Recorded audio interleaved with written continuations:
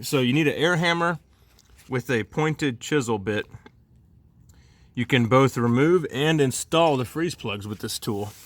So to remove them, you want to get on the edge, right where the block is at, right there, and hit them right there, and they'll always spin out, no matter how nasty they are. And then to reinstall them, you'll stick a socket in there, and then use the air hammer on the socket. So I'm gonna go ahead and take off this air filter housing, or sorry, oil filter housing, and we'll see if we can get that last freeze plug in there. All right, make sure I can get to it. Yep, so when we put it back in, we'll use the socket on it, but this should at least show you how it comes out. So I'm gonna put the end of the bit on the edge of the freeze plug by the block. There we go. Yuck. Slowly push that guy in there. Okay. And then should be able to grab some pliers and yank it out.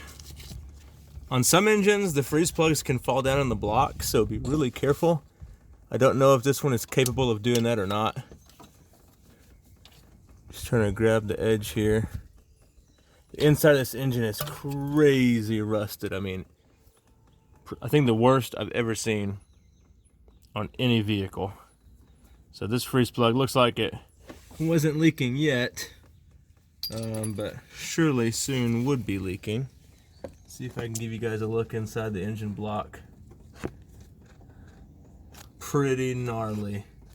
I don't think this engine has a lot of life left because of how rusty it is inside there. The rust is going to start getting to some pretty bad places. Every time I've taken one of these freeze plugs out, I've been able to feel quite a bit of crud all down inside there, and I've tried to flush most of it out. I'm hoping that we're not going to be losing any more coolant after this. You know, hopefully it's not going anywhere else. There are some very small freeze plugs, 555-082, and those are between the engine and the transmission. So that would really suck if those are leaking. The socket I'm going to use to put this in is just a little short. What is this, a 1-inch? And then I've just got a little extension on it.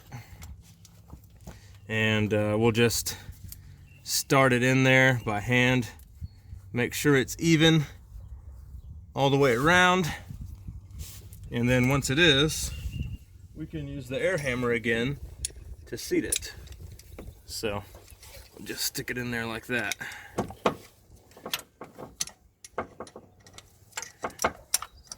Okay.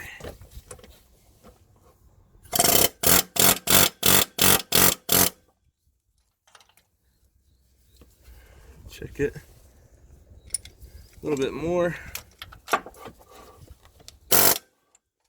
Okay.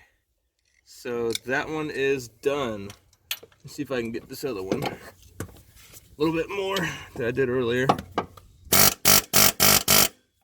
There we go. Okay. So all the freeze plugs, or the big freeze plugs, have been replaced on this engine now. That's how you replace freeze plugs with an air hammer. It'll apply to most vehicles. You can get an air hammer in, of course. Yep, hope that helps you out.